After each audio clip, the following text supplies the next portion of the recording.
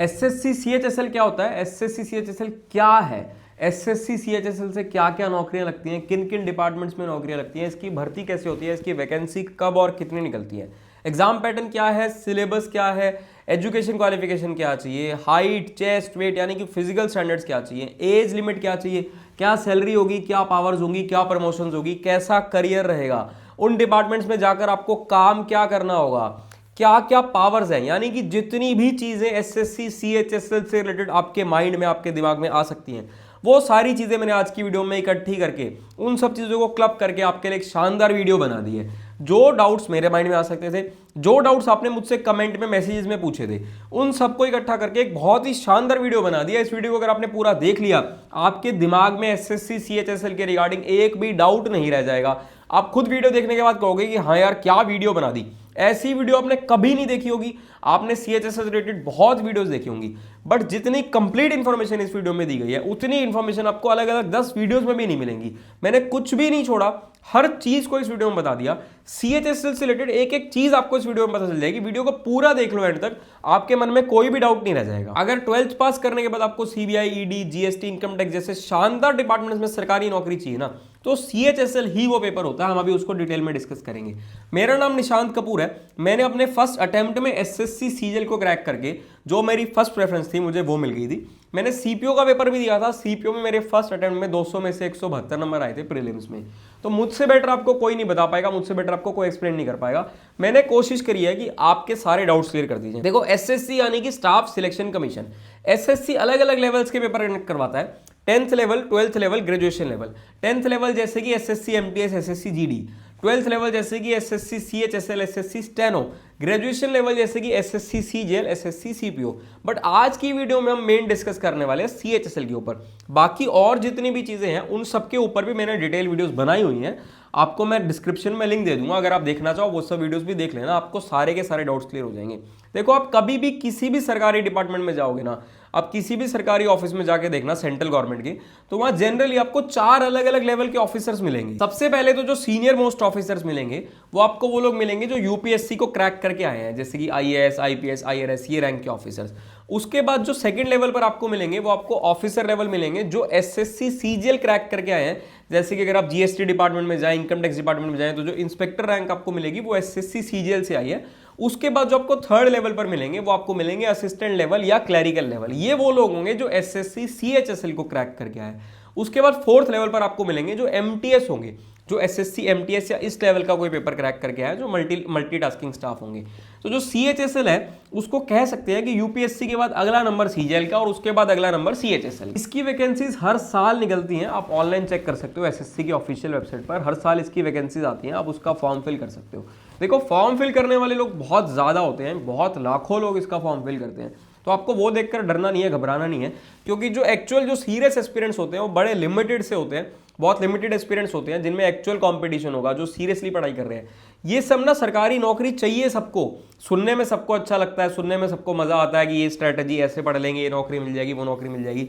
But actual में जब काम करने की बारी आती है, एक्चुअल में जब नौकरी के लिए पढ़ाई करने की बारी होती है, वहां बहुत लिमिटेड से एस्पिरेंट्स होते हैं। तो आपका कंपटीशन सिर्फ उनके साथ है, तो आपको घबराना डरना नहीं है, आपको सीरियसली अपनी पढ़ाई करनी है, तो आप आराम से इस पेपर को क्रैक कर पाएंगे। इसके लिए एजुकेशन क्वालिफिकेशन 12th पास ही है, बट बहुत सारे ऐसे एस्पिरेंट्स भी होते हैं जो सीजीएल के एस्पिरेंट्स भी हैं और वो भी इस पेपर में बैठते हैं। उनका ये रहता है कि चलो एक बार कोई नौकरी तो मिले, फिर बाद में हायर लेवल की जॉब पर चले जाएंगे। बट वैसे इसके लिए जो मिनिमम एजुकेशन क्वालिफिकेशन है 12th पास है। कितने भी नंबर हो 12th में कोई दिक्कत नहीं है, बस आप 12th पास होने चाहिए।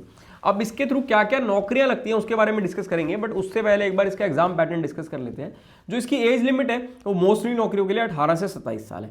एग्जाम पैटर्न में सबसे पहले टीयर 1 यानी कि प्रीलिम्स होता है, जो कि क्वालिफाइंग इन नेचर होता है। टीयर 1 क्वालिफाइंग होता है, उसके बाद टीयर 2 होता है, यानी कि मेंस भी बोलते हैं उसको। टीयर 2 मेरिट बेस्ड होता है। टीयर 2 के मार्क्स के बेसिस पर आपकी मेरिट बनती है, आपकी रैंक आती है। जितने मार्क्स मिलेंगे उसके बेसिस पर आपकी रैंक आएगी, उसके हिसाब से आपको आपकी नौकरी मिलेगी। टीयर 1 में 4 सेक्शन आते हैं, मैथ्स, रीजनिंग, इंग्लिश और जीके। हर सेक्शन में से 25-25 सवाल और हर सवाल 2-2 नंबर का, यानी कि हर सेक्शन 50+ नंबर का हो गया। टोटल पेपर में 100 सवाल, टोटल पेपर 200 नंबर का। 1 घंटे का पेपर होगा। नेगेटिव मार्किंग होती है 0.5 मार्क्स की। सवाल सही तो 2 नंबर मिल रहे हैं, सवाल गलत तो 0.5 मार्क्स कट रहा है। सवाल अटेम्प्ट नहीं किया, ना कोई नंबर मिलेगा, ना कोई नंबर कटेगा। अब अगर आपने टीयर 1 को क्वालिफाई किया तो आप टीयर 2 दोगे। देखो, टीयर 1 और टीयर 2 की तैयारी अलग अलग नहीं करनी है। टीयर 1 और टीयर 2 दोनों की तैयारी साथ साथ करते हुए चलना है, क्योंकि दोनों में मोर और लेस सेम चीजें ही आ रही हैं। टीयर 2, अब देखो जो टीयर 1 है वो सीजीएल और सीएचएसएल का बिल्कुल सेम है पैटर्न। टीयर 2 में सीजीएल और सीएचएसएल में बड़ा माइनर सा डिफरेंस है। टीयर 2 में भी यही चारों सेक्शंस आते हैं। मैथ्स और रीजनिंग में से 30-30 सवाल आते हैं, इंग्लिश में से 40 सवाल आते हैं, जीके में से 20 सवाल आते हैं। 90 नंबर की मैथ्स, 90 नंबर की रीजनिंग, 120 नंबर की इंग्लिश, 60 नंबर की जीके। टोटल पेपर में 120 सवाल आएंगे, टोटल 360 नंबर का पेपर होगा। टोटल पेपर 2 घंटे का है, इसको 2 सेशंस में डिवाइड किया गया है। मैथ्स और रीजनिंग सेशन 1 है जो 1 घंटे का है, इंग्लिश और जीके सेशन 2 है वो भी 1 घंटे का है। तो टोटल पेपर 2 घंटे का हो गया, और इसमें भी नेगेटिव मार्किंग होती है 1 नंबर की। कोई सवाल सही हुआ तो 3 नंबर मिल रहे हैं, अगर कोई सवाल गलत हो गया तो 1 नंबर कट जाएगा। इसके बाद कंप्यूटर टेस्ट होता है 15 मिनट का, उसमें 15 सवाल होते हैं, हर सवाल 3 नंबर का, यानी कि 45 नंबर का हो गया। इसके बाद टाइपिंग टेस्ट भी होता है 15 मिनट का। बहुत सारी पोस्ट के लिए कंप्यूटर टेस्ट और टाइपिंग टेस्ट मैंडेटरी होता है, क्वालिफाई करना होता है उसको। तो ऐसा ना हो कि आप बाकी सब में तो बहुत अच्छा स्कोर कर जाओ, बट कंप्यूटर को निगलेक्ट करने की वजह से आपकी जो एम था वो नौकरी ना मिले, कोई और नौकरी मिले, तो कंप्यूटर को भी निगलेक्ट मत करना, उसमें भी क्वालिफाई आपको होना है, तो उसको भी चाहे कम समय देना है बट उसको भी पढ़ना है। अब एक बार अगर इसके सिलेबस की बात कर लें, देखो 4 सेक्शंस आ रहे हैं आपके, मैथ्स, रीजनिंग, इंग्लिश और जीके। इनमें सिलेबस मोस्टली सीएचएसएल और सीजीएल के सिलेबस में कोई बहुत ज्यादा डिफरेंस नहीं है। जो मेजर डिफरेंस है वो थोड़ा सा लेवल में डिफरेंस है, वो ग्रेजुएशन के लिए, ग्रेजुएशन के बाद दे सकते हो, 12th के बाद दे सकते हो, थोड़ा सा लेवल में डिफरेंस आ जाता है। सीएचएसएल में थोड़े से कम कॉम्प्लेक्स क्वेश्चन आएंगे, थोड़े से कैलकुलेटिव ज्यादा आ जाते हैं, मतलब टेक्निकली इतने ज्यादा कॉम्प्लेक्स नहीं होंगे बट थोड़े से कैलकुलेटिव होंगे। वहीं सीजीएल में ऐसा होगा कि कैलकुलेटिव चाहे नहीं होंगे बट वो टेक्निकली उसमें दिमाग लग रहा होगा, दिमाग इसमें भी लग रहा होगा, बट उसमें कॉन्सेप्ट थोड़े से अलग टाइप के होंगे। देखो मैथ्स के जो मेजर चैप्टर्स हैं वो आप लोगों को स्क्रीन पर दिख रहे होंगे। आपको कोशिश करनी है, आपको मेनली प्रीवियस ईयर क्वेश्चंस पर ही फोकस करना है। जितना प्रीवियस ईयर क्वेश्चंस पढ़ोगे उतना आपके लिए बेटर है। अब इंग्लिश की अगर बात करें, इंग्लिश को 3 पार्ट्स में डिवाइड किया गया होता है, ग्रामर, वोकैबुलरी और रीडिंग कॉम्प्रिहेंशन। ग्रामर के जो मेजर चैप्टर्स हैं ये आपको स्क्रीन पर दिख रहे होंगे। वोकैबुलरी में आपको पता है anto, syno, word meaning, one word substitution, ये सब चीजें आती है। रीडिंग कॉम्प्रिहेंशन में आपका पैसेज हो गया, क्लोज टेस्ट हो गया और जम्बल्ड सेंटेंसेस हो गए, ये सब चीजें आती हैं। इसमें भी जितनी प्रैक्टिस करोगे, ये भी मैथ्स की तरह है, जितनी मैक्सिमम प्रैक्टिस करोगे उतना अच्छा है। कोशिश करनी है मैक्सिमम प्रीवियस ईयर क्वेश्चंस ही पढ़ने हैं हर सेक्शन की। अब रीजनिंग की अगर बात करें, रीजनिंग ईजीएस्ट होता है और मोस्ट स्कोरिंग होता है। रीजनिंग में मार्क्स स्कोर करना काफी ईजी है, आप 100% मार्क्स तक भी स्कोर कर सकते हो। जीके की अगर बात करें, जीके थोड़ा सा लक बेस्ड है, तो जीके को स्मार्ट वे में पढ़ना है। जीके अगर आप कोचिंग से ना पढ़ना चाहे, जीके को लिमिटेड समय देना, जीके के लिए 1-2 किताबों से पढ़ लेना, प्रीवियस ईयर क्वेश्चन किताबों से। और जीके आपको पता है 2 पार्ट्स में डिवाइडेड होता है, एक स्टैटिक जीके और एक करंट अफेयर्स। करंट अफेयर्स किताब से ना पढ़ के करंट अफेयर्स को आप लोग यूट्यूब वीडियो से पढ़ना। अब बात कर लेते हैं कि एसएससी सीएचएसएल के थ्रू क्या क्या जॉब्स और किस किस डिपार्टमेंट में जॉब लगती है। मेजरली ना इसके थ्रू 3 टाइप की जॉब्स लगती है।